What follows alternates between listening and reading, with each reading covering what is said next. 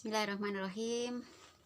Assalamualaikum warahmatullahi wabarakatuh. Melanjutkan yang tadi ya, keputus. Ternyata alatnya nggak support gitu ya. Tapi kok yo eman-eman gak dilanjut no ya wis tak lanjut no ae Mas yo. Viewnya ndak sebagaimana tadi di alam terbuka. Ya, saya lanjutkan statement berikutnya nih ya, statement berikutnya dari Gus Menteri ya, Gus Menteri, satunya Mas Menteri, satunya Gus Menteri. Tapi koyo ya podo wae, podo ya arahnya itu ke liberalisasi gitu ya. Jadi Gus ini mengatakan di pembukaan ISIS tinggi annual ya, pertemuan tahunan terkait dengan Islam Studies, yaitu studi Islam gitu ya. Pesertanya ya dari berbagai negara, para intelektual begitulah. Mungkin kalau di sini ya orang-orang yang ada di UIN gitu, dosen-dosen ya, pakar-pakar gitu ya, katanya pakar-pakar hukum Islam begitu.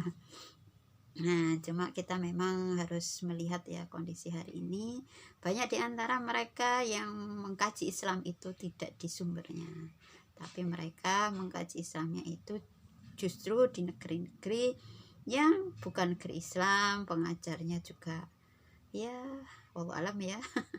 Pengajar-pengajarnya atau mereka memang bisa jadi memang masih muslim sih yang mengajar gitu ya, tapi istilahnya itu pemikirannya yang diambil itu bukan pemikiran yang pemikiran Islam yang masih pure ya, tetapi sudah terkena debu-debu ya, pemikiran-pemikiran barat begitulah. Jadi kita tidak menafikan memang fakta hari ini banyak dari para intelektual muslim itu justru mereka mendakwahkan, mengajarkan juga pada para mahasiswanya itu untuk ya mereka menerima ya pemikiran-pemikiran yang mereka katakan sebagai pemikiran Islam, tetapi tidak digali dari sumber-sumbernya yang muktabar, katakanlah begitu. Nah, saya kembali kepada statementnya Gus Menteri tadi. Dia mengatakan bahwa ketidakstabilan sosial politik, perang saudara, terorisme itu disebabkan oleh tindakan kelompok-kelompok muslim ultrakonservatif yang bersikeras menerapkan elemen fikih tertentu dalam konteks yang tidak sesuai dengan norma klasik ketika era awal Islam itu ada. Jadi masa era awal Islam. Jadi dia mengatakan konteksnya udah beda.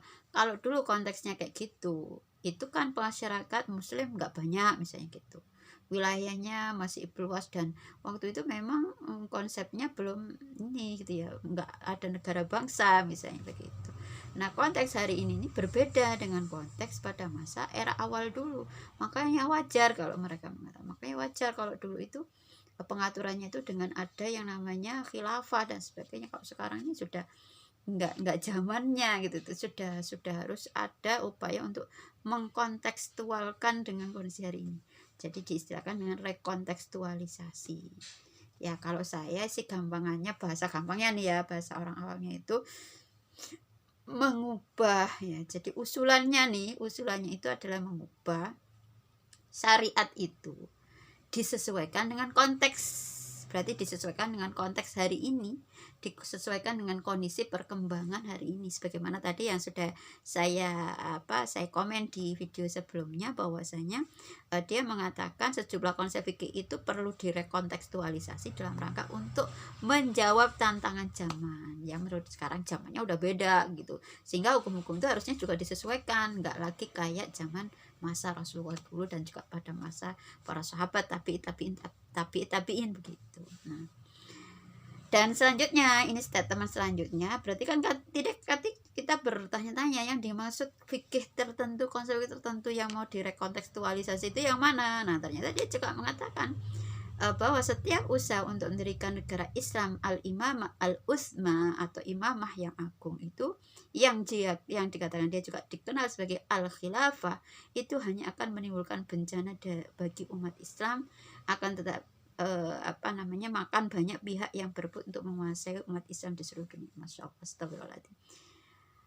Bagaimana ya, ini aturan Islam, ini adalah contoh yang diberikan Rasulullah, khilafah gitu.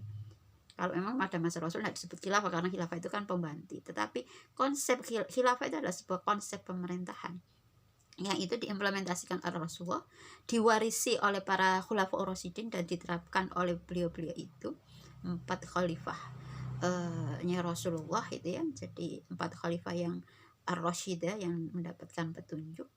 Nah, ini semuanya adalah para sahabat yang melazimi Rasulullah dan tahu benar bagaimana praktek menjalankan syariat Islam itu, karena mereka hidup bersama Rasulullah, membersamai Rasulullah, termasuk dalam peperangan-peperangan yang beliau lakukan gitu ya. Nah, sehingga ini konsep yang itu sudah diridhoi oleh Rasulullah. Rasulullah sudah mengiyakan, Rasulullah sudah mengakui, menetapkan bahwasanya itulah cara mengatur masyarakat. Maka itu dikatakan al-khilafah itu adalah sebuah sistem pemerintahan. Kalau mau sekarang apa istilahnya, mau diperbandingkan, ya kita perbandingkan sistem itu dengan sistem demokrasi hari ini yang diterapkan di negeri-negeri kaum muslimin. Nah, sistem ini kemudian itu dilanjutkan setelah para sahabat khulafaur rasyidin, kemudian dilanjutkan oleh para sahabat yang masih ada waktu itu ya. Kemudian ada khilaf Bani Umayyah, ada Bani Abbasiyah, kemudian dilanjut sampai kemudian yang terakhir adalah Utsmaniyah gitu ya. Dan itu semuanya mengajunya pada apa yang dilakukan oleh Rasulullah dan para sahabat gitu. Itu sistem khilafah. Terakhir runtuh 1924 di Turki gitu. Nah, maka bagaimana kemudian satu ajaran, sesuatu yang diturunkan oleh Allah Ta'ala, diperintahkan untuk ditegakkan, dicontohkan oleh Rasulullah SAW, itu kemudian dikatakan sebagai sesuatu yang menimbulkan bencana. Astagfirullahaladzim gitu ya. Kok kita itu sampai gitu ya ngomong kayak gitu. Ini ajaran dari Allah. Ini bukan buatan manusia gitu. Tetapi itu adalah wahyu, itu adalah perintah Allah, itu adalah ajaran dari Allah dan Rasulnya. Yang itu kita tidak layak gitu. Kita itu siapa sih kok gaya gitu loh. Allah itu yang menghidupkan dan yang mematikan kita. Bagaimana kemudian kita mengatakan sesuatu yang berasal dari Allah dikatakan menimbulkan bencana. Luar biasa itu. Nah, maka akhwati fillah, para pemirsa sekalian, sobat muslimah, kita harus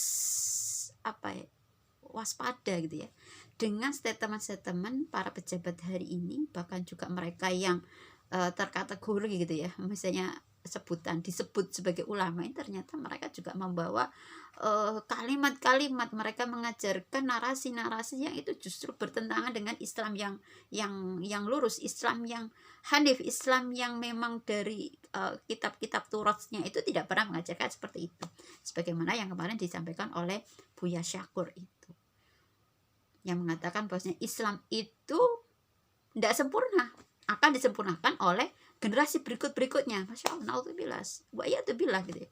Itu mengatakan seperti itu. Jelas dalam ayat itu dikatakan al-yauma akmaltu lakum dinakum wa atmamtu alaikum. Bagaimana? Dikatakan bahwasanya tidak ada yang sempurna di dunia ini. Iya, kalau itu dari manusia. Tetapi Al-Quran itu minallahi ta'ala. Bagaimana dia katakan tidak sempurna? Ya Allah, bagaimana orang itu ya? Kita prihatin sekali ada mereka-mereka yang jadi rujukan umat, dikatakan sebagai ulama, bergelar kiai haji, tetapi menebarkan narasi atau statement-statement yang itu justru menimbulkan keresahan, menimbulkan kebingungan di tengah masyarakat, menjadi sesuatu yang kegaduhan ya, menimbulkan kegaduhan. Nah, sehingga saya ingin mengomentari persoalan-persoalan yang hari ini terjadi yang dikatakan oleh Gus Menteri itu. Bahwasanya persoalan yang terjadi, masalah sosial, perang saudara, kericuhan politik dan sebagainya, itu penyebabnya karena ada kelompok ultra konservatif yang kalau saya mengkaitkan dengan kalimat dia berikutnya adalah kelompok-kelompok yang ingin menegakkan khilafah atau al-imam al-utma itu.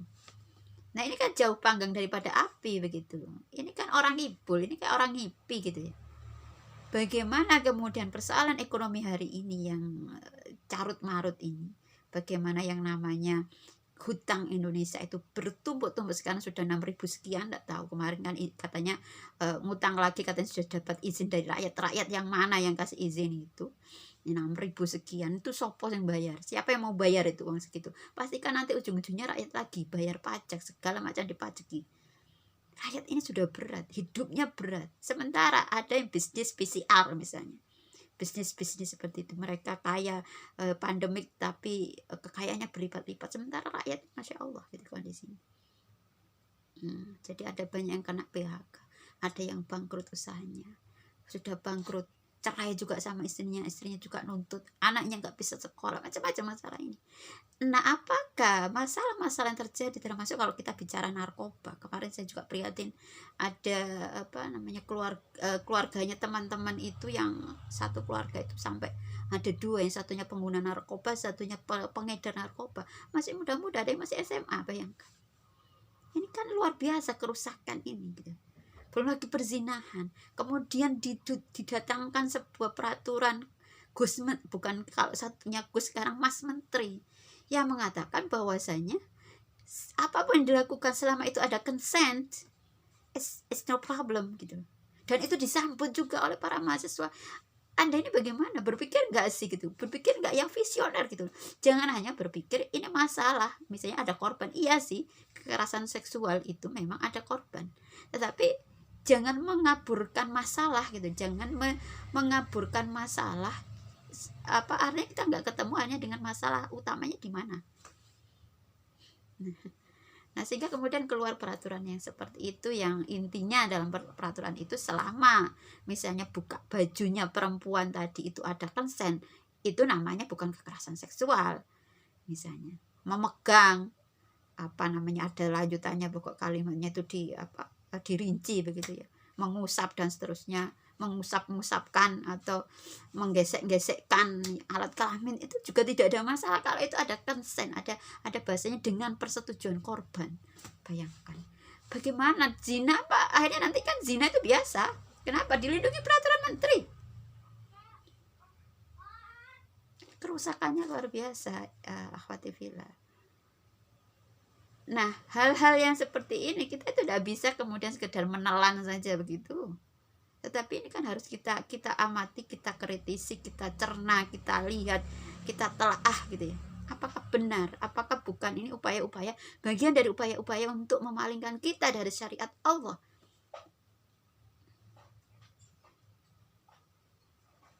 Nah, jadi kalau gitu ya, kemudian tadi digambarkan masalah itu berasal dari perjuangan para mereka sebut sebagai kelompok yang ingin menegakkan khilafah itu sebagai masalah, sehingga terus-menerus narasi radikalisme, hati-hati kelompok yang menentang NKRI, ada ideologi transnasional, ini adalah upaya untuk membodohi umat, melakukan demonisasi terhadap khilafah itu sendiri, padahal khilafah itu adalah sebuah kalau sekarang tidak ada, itu ada sebuah kewajiban yang agung yang harus kita tegakkan kembali, bagian dari tajul furudnya, mahkota kewajiban, karena ketika khilafah tidak ada, maka banyak sekali hukum-hukum Islam yang tidak bisa diterapkan karena negaranya nggak ada. Siapa yang mau menerapkan? Potong tangan misalnya, open zina dirajam, perzina dijilid, atau orang membunuh dibalas bunuh, tidak ada penerapan. Kenapa? Karena tidak ada negaranya, makanya dikatakan sebagai mahkota kewajiban itu. Lalu itu dikatakan sebagai sumber bencana. Bagaimana kita itu mencoba untuk mengembalikan tadi bukhulnya tadi ya. Jadi kan dikatakan arol Islam itu terburai, terburai satu persatu. Arol Islam itu atau bukhulnya Islam itu. Dan yang pertama terburai itu adalah yang pertama adalah negara, dan yang terakhir nanti adalah sholat. Jadi ketika yang pertama itu sudah terburai, ibaratnya ini wadahnya terburai, kita bawa keranjangnya terburai, maka isinya kan ya nyebar kabeh, bubar ambiar gitu ya. Nah, bagaimana kemudian dia memfitnah, dia menuduh bahwasanya al-khilafah atau al-imamah al-utma yang agung, yang itu adalah sebuah negara internasional yang membawa seluruh kaum muslimin di dunia, dikatakan sebagai sumber bencana. Masya Allah, na'udzubillah. Kita berlindung dari orang-orang yang rusak semacam ini. Nah, sehingga saya kembali kepada persoalan yang hari ini terjadi, itu adalah karena ulah tangan manusia. Kalau dikembalikan kepada ayat a'udzubillahi minasyaitonirrajim, bismillahirrahmanirrahim, wa man a'rada an dzikri fa inna lahu ma'isatan dhanka wa nahsyuruhu yaumal qiyamati a'ma. Jadi Allah berfirman, wa man a'rada, barang siapa yang a'rad an dzikri, berpaling dari mengingatku, fa inna lahu ma'isatan dhanka, maka sungguh baginya kehidupan yang sempit.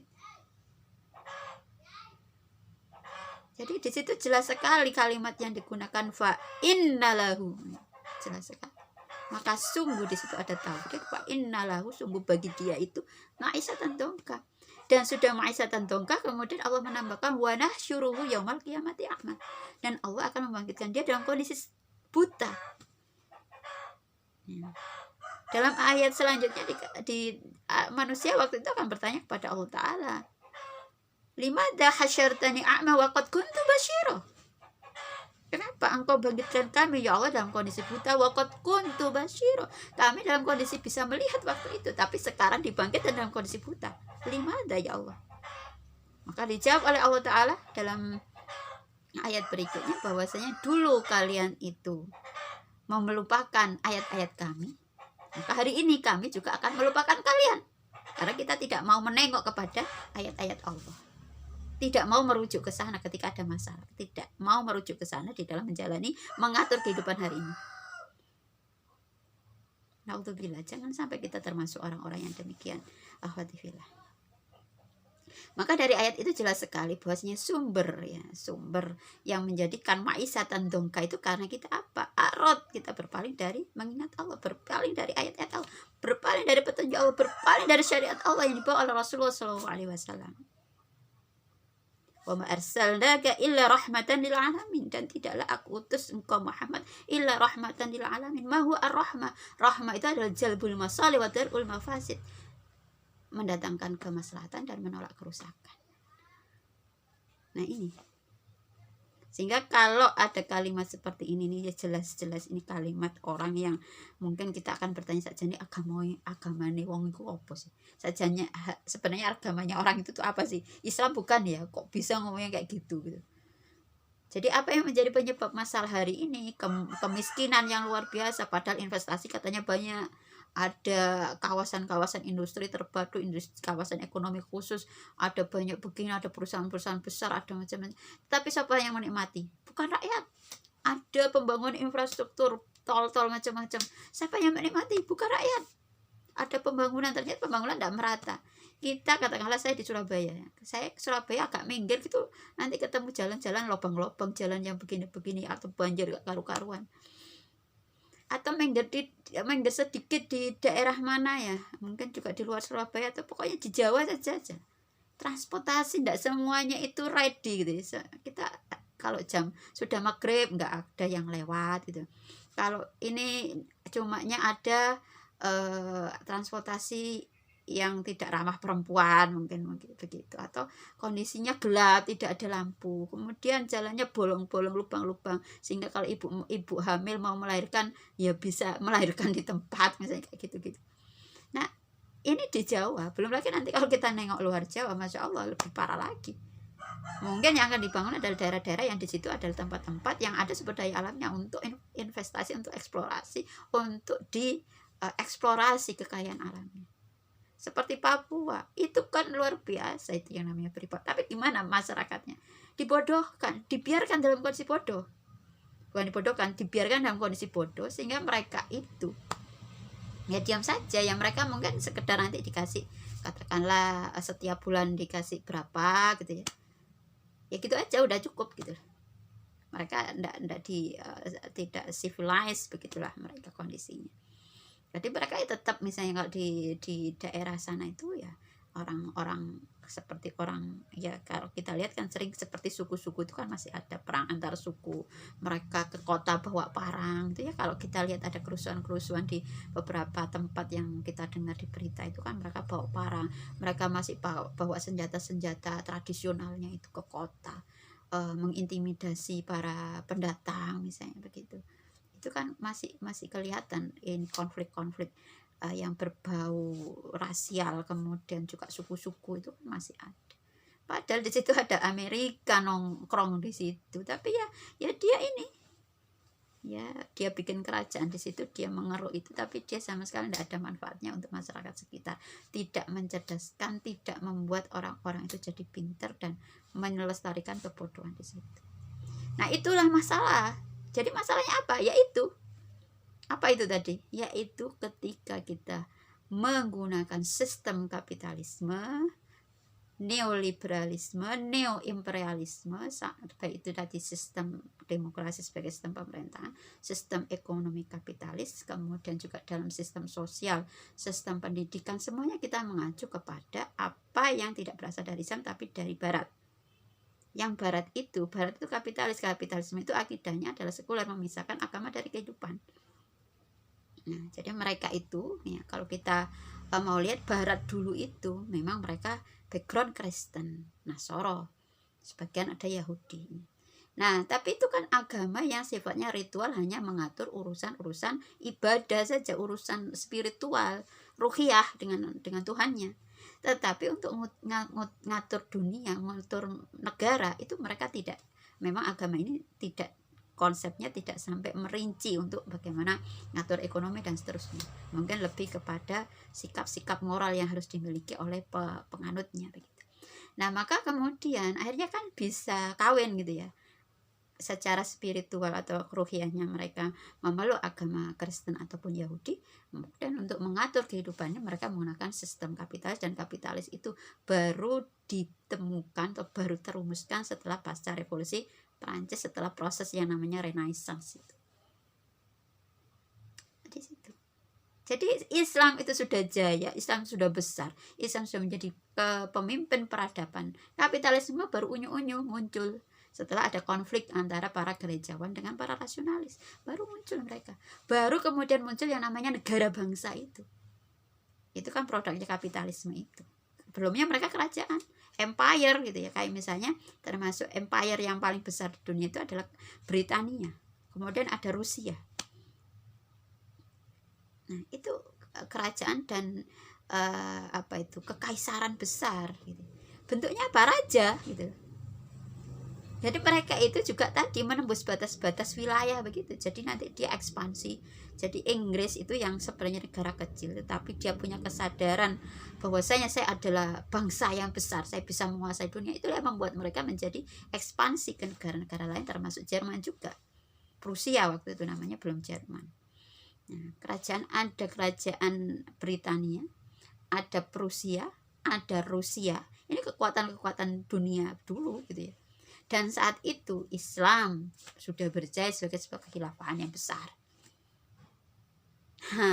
Maka kemudian adalah proses di Barat tadi sampai ada raja-raja, kemudian ada para gerejawan itu mendominasi sehingga raja-rajanya itu dikontrol oleh gereja, sehingga kadang-kadang apa yang diputuskan oleh gereja itu dogma-dogmanya enggak sesuai atau bertentangan dengan logika rasional gitu. Akhirnya kemudian terjadi pertentangan antara nasionalis dengan gerejawan. Akhirnya kemudian diambil jalan tengah. Jalan tengahnya itu mali kaisar malilahilillah.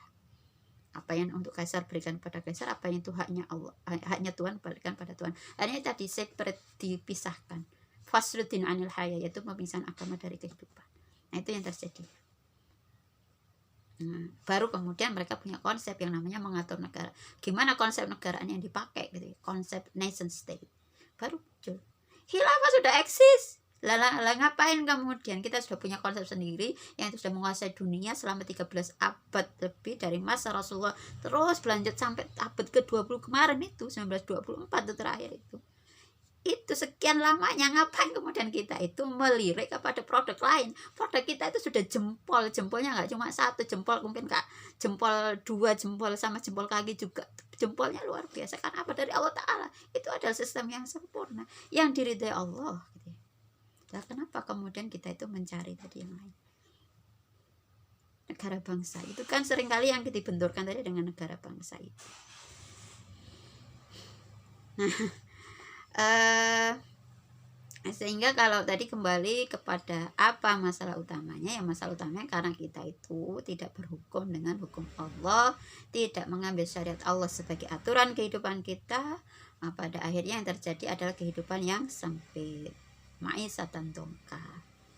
Nah, kalau di ayat yang lain kan disampaikan juga a'udzubillahi minasyaitonirrajim, dhaharul fasadu fil barri wal bahri bima kasabat aydin nas liyudhiqahum ba'dalladzi 'amilu la'allahum yarji'un. Jadi Allah juga menyampaikan doharul fasad telah ditampakkan. Kalau doharo itu bukan hanya tampak, tetapi doharul fasad ditampakkan. Jadi aslinya sudah ada yang namanya fasad itu.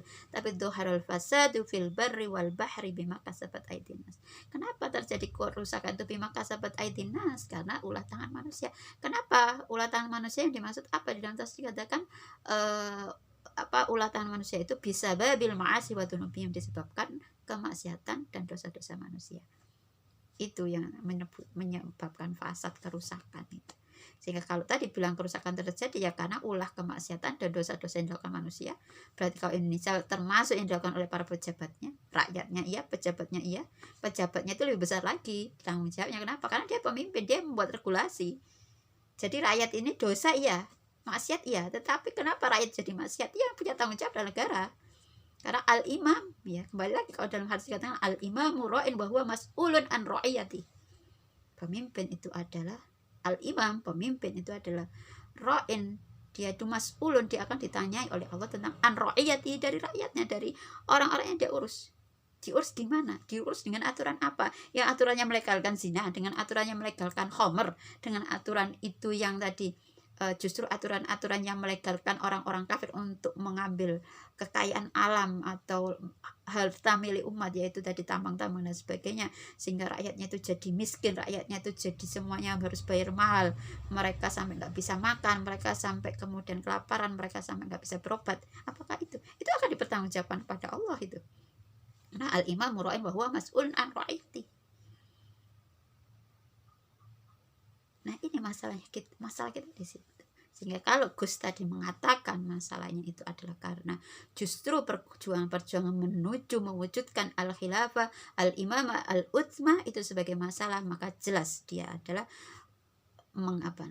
menuduh gitu ya, dengan sebuah tuduhan yang keji, bahkan bukan hanya kepada pengemban dakwahnya atau pejuang-pejuang tadi yang dia sebut sebagai kelompok muslim ultra konservatif, atau biasanya mereka sebut sebagai kaum radikalis yang nanti mengantar kepada terorisme, itu mereka sebenarnya menyebut itu. Nah, itu ada sebuah fitnah yang besar, dan sebenarnya dia adalah justru menyerukan atau menjadi perpanjangan lisan dari orang-orang yang memusuhi Islam dan tidak menginginkan Islam itu bangkit kembali. Ya, mungkin itu dulu, nanti kita sambung untuk ulasan berikutnya, karena ini cukup panjang, banyak hal yang sebenarnya kepingin saya komen ya terkait dengan masalah rekontekstualisasi. Tapi yang jelas akhwati fillah, sahabat muslimah sekalian, kita tidak boleh diam dengan apa yang ada hari ini. Kita harus terus mengikuti gitu ya, kemudian menelaah dan juga memberikan kantor memberikan penjelasan kepada masyarakat terkait dengan bahaya kesesatan gitu ya, berbagai macam pendapat mereka yang itu sebenarnya menyesatkan umat dan menjauhkan mereka dari syariat Allah, membuat mereka jadi jauh ya, dari ketakwaan kepada Allah, dan ini sesuatu yang sangat berbahaya, dan kita tidak menginginkan saudara-saudara kita itu terjerumus di dalam kemaksiatan, terjerumus dalam dosa, menjadi orang-orang yang, maka naudzubillah ya, jangan sampai kemudian kita menjadi orang-orang yang murtad, kemudian secara jelas menjadi penentang syariat Allah gitu ya. Maka itu kita menyayangi saudara-saudara kita yang lain, dan bentuk kasih sayang kita adalah dengan berdakwah. Jadi dakwah itu adalah sebuah manifestasi dari sayang cinta kita kepada saudara kita yang lain, karena kita adalah al-mu'minun al-ikhwah, kita adalah saudara itu adalah saling menyelamatkan, saling menasehati, wa tawassaw bil haq wa tawassaw bis sabr. Dan kalau di dalam ayat juga dikatakan dalam surat Al-Asr jelas sekali bahwasanya orang itu secara umum itu adalah dalam kondisi khusr. Innal insana lafi khusrin, di situ sudah ada inna, kemudian ada lam yang itu menunjukkan penegasan dari Allah, kepastian. Innal insana lafi khusrin, sesungguhnya manusia itu sungguh dalam kondisi khusrin, dalam kondisi merugi. Dan Allah baru memberikan istisna atau pengecualian, illal ladzina amanu wa amilus sholihat wa tawassaw bil haqq wa tawassaw bis sabr. Siapa yang tidak merugi itu adalah orang-orang yang aminu wa amilus sholihat, yaitu orang yang beriman dan beramal soleh, dan kemudian ditambah apa? Jadi bukan hanya iman, mengatakan beriman tetapi mengingkari syariat, mengatakan beriman tapi tidak mau syariat Allah, tidak mau diatur dengan syariat Allah. Misalnya diminta menutup aurat dan katakan saya, my body is my authority, misalnya dikatakan begitu. Tubuhku otoritasku, aku mau pakai baju, aku nggak pakai baju, aku mau pakai niqab, itu kan urusanku, aku nggak mau dipaksa-paksa. Karena apapun yang aku lakukan adalah it is my own decision. Ini kan pemikiran sekarang yang disebarkan oleh kaum feminis, terutama para milenial muda itu kan, feminis muda itu kan arahnya ke situ, mengajak para milenial itu untuk lakukan apa saja. Itu it's your own decision, bukan karena disuruh-suruh siapa, bahkan tidak disuruh oleh agama. Bayangkan, luar biasa. Jadi mereka mengajak para milenial itu untuk hanya melakukan sesuatu itu berdasarkan pada keinginannya. It's their own decision. Bahkan syariat pun juga tidak berhak untuk memaksa. Atau biasanya begini, ya aku belum dapat hidayah, aku memang itu perintah, tetapi kan aku belum tertunjuki, begitu bahasanya. Itu urusanku dengan Tuhan, kamu jangan ikut-ikut, kamu nggak usah ngomong-ngomongin aku, kenapa kamu nggak pakai kerudung, itu kamu nggak punya hak untuk ngomong itu, karena itu urusanku dengan Tuhan. Ini kan orang liberal, orang barat itu begitu mikirnya. Dan dalam Islam tidak ada begitu. Memang kita justru diperintahkan untuk tawasil, tadi saling berwasiat dalam kebaikan, dalam kebenaran, saling mengingatkan ketika ada yang salah harus diingatkan.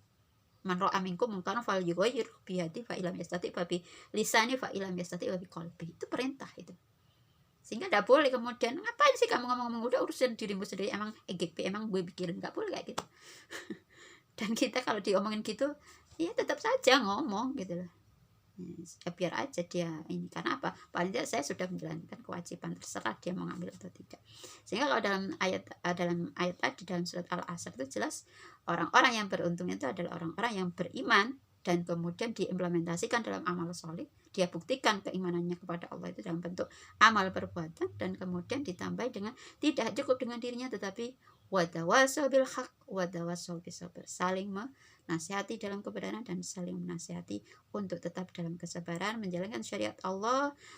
Itu bukan hal yang mudah, bukan hal yang ringan, tapi pasti ada banyak kendala, ada banyak hal cobaan-cobaannya, tetapi Allah mengingatkan untuk kita untuk senantiasa sabar, baik sabar di dalam menerima musibah maupun sabar di dalam menjalankan syariat. Wallahu a'lam bishawab. Ihdinas siratal mustaqim. Assalamualaikum warahmatullahi wabarakatuh.